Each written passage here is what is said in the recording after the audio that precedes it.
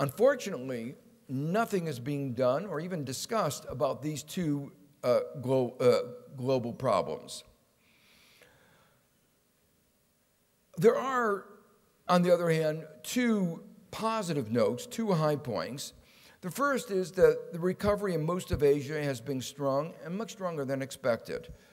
At the beginning of the crisis, there was a lot of discussion of what we call decoupling, that America would go into a crisis, but Europe and Asia would be able to survive even without a weak even with a weak America.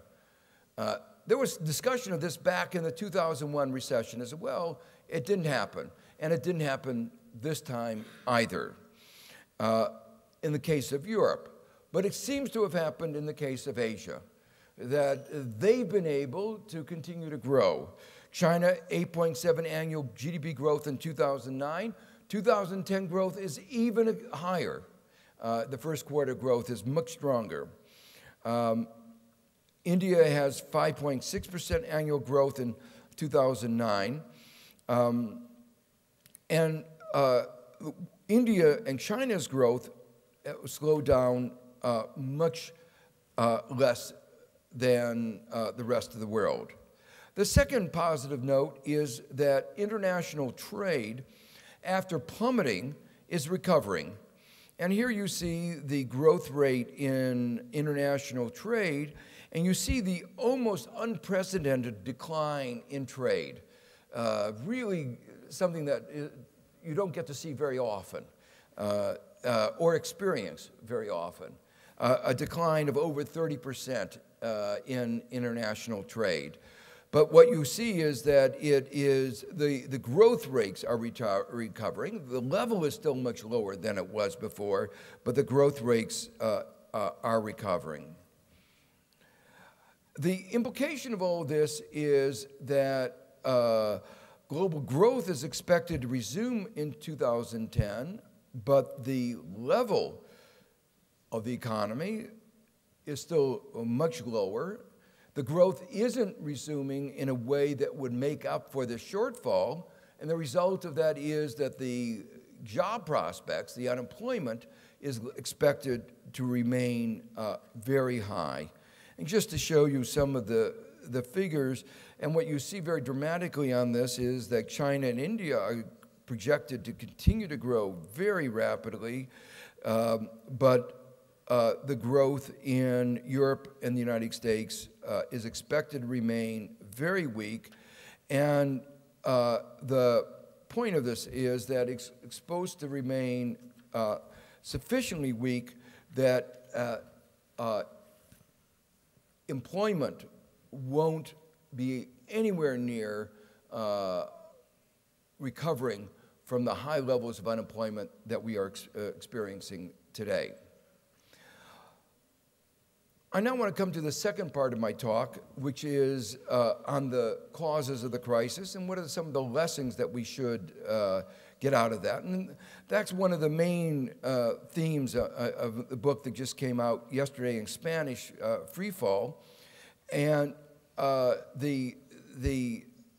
I wanted to do in the next few minutes is to lay out my interpretation of what are the causes of the crisis. Obviously, it's a serious enough crisis that there's plenty of blame to go around, but I think one has to put the financial sector at the center of the blame. The financial sector has three very simple roles that it's supposed to perform. It's supposed to allocate capital to make sure it goes to where its productivity is the highest. It's supposed to manage risk. If it manages risk, the system can undertake more risk in an efficient way. It's essential for running an efficient payment mechanism, and it's supposed to do it all at a low cost. And our financial system, particularly in the United States, failed miserably in all of these areas. And yet, in spite of failing, it garnered for itself huge returns. 40% of all corporate profits in the United States went to the financial sector. In a sense, the financial sector is a means to an end. The end is a more productive economy, a more efficient economy, a more just society, lots of things that we can talk about. But the financial sector is not an end in itself. And we forgot that. And it became an end in itself rather than a means to these other ends.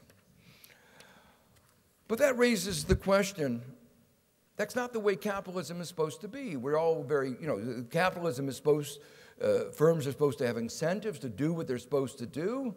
Why did the market economy fail so badly?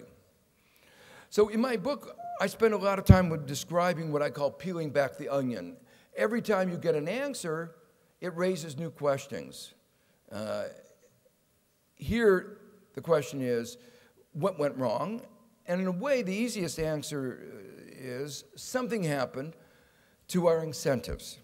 The one thing that economists agree on is incentives matter. And if you have bad incentives, you have bad consequences.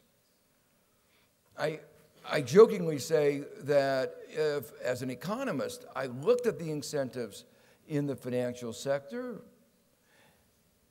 looking at those incentives, it was predictable that you have excessive risk-taking, short-sighted behavior, and I was worried before the crisis because it wasn't obvious that there was this very bad behavior that was predicted.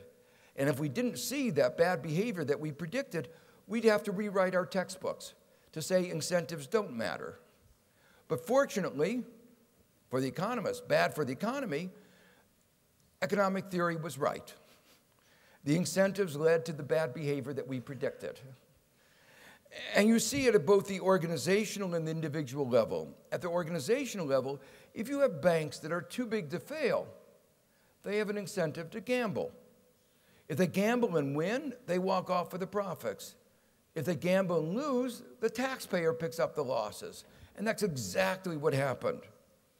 At the individual level, the way the compensation schemes are designed in most, but not all of the financial institutions, they're designed to encourage short-sighted behavior and excessive risk-taking. And the problems of incentives and conflicts of interest were pervasive throughout the sector. The rating agencies were paid by those that they were rating.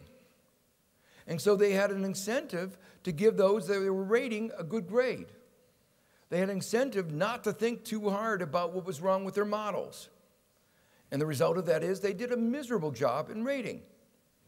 And the remarkable thing is that these rating agencies that have a record of miserable rating are now being treated seriously when it comes to country ratings like Greece.